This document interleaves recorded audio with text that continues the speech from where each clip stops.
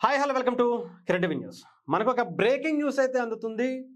కొన్ని కీలక వ్యాఖ్యలు చేసినటువంటి జనసేన పార్టీ నాయకులు నాదెళ్ల మనోహర్ గారు, మంత్రిగా ఉన్నటువంటి నాదెళ్ల మనోహర్ గారు ఇప్పుడు ఎందుకు ఇలాంటి కీలక వ్యాఖ్యలు చేశారని చెప్పి చాలామంది మాట్లాడుకున్నటువంటి పరిస్థితి కనిపిస్తుంది. ఒకసారి ఏం మాట్లాడారు అనేది ఒకసారి ఆయన మాటల్లోనే విందాం. ఎందుకు కొంచెం వివాదం అయినటువంటి పరిస్థితి కూడా కనిపించింది. ఆయన అంటే వచ్చేటువంటి సార్వత్రిక ఎన్నికలకు సంబంధించి జనసేన పార్టీ కొంతవరకే పోటీ చేస్తుంది అనేటువంటి మాటలు మాట్లాడేశారు ఆయన.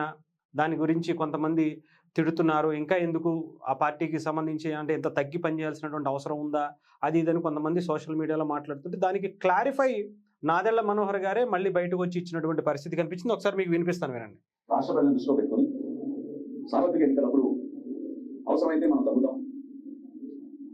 ఏ ప్రాంతంలో మన అభ్యర్థులు ఉన్నారో పార్లమెంట్లో కానివ్వండి, శాసనసభలో కానివ్వండి, వాళ్ళందరికీ కూడా పోటీ చేసే అవకాశం ప్రతి ఒక్కరికి ఈ సందర్భంలో కల్పించలేకపోతామేమో.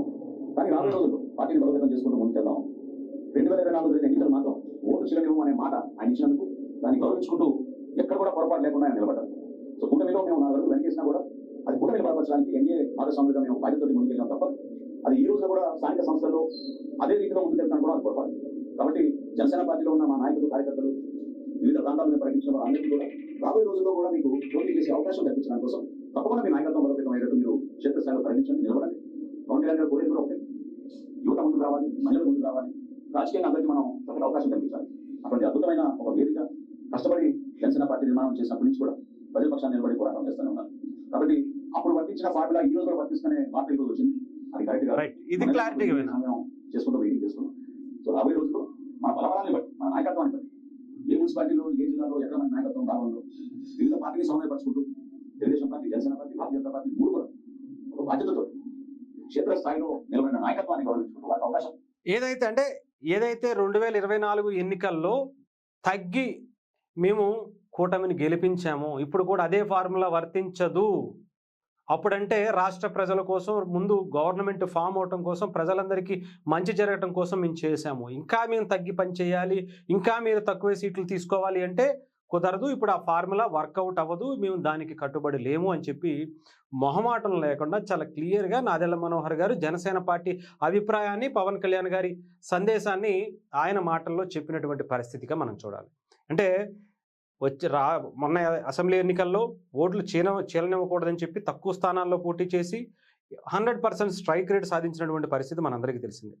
రేపు రాబోయేటువంటి ఎన్నికల్లో అంటే లోకల్ బాడీ ఎలక్షన్స్లో ముఖ్యంగా ఏవైతే మనకు తెలుసు కదా, పంచాయతీ కావచ్చు, మున్సిపల్ కావచ్చు, జడ్పీటీసీ, ఎంపీటీసీ ఎలక్షన్స్ రాబోతున్నాయి ఈ ఇయర్ కావచ్చు, లేదా నెక్స్ట్ ఇయర్ స్టార్టింగ్లో కావచ్చు.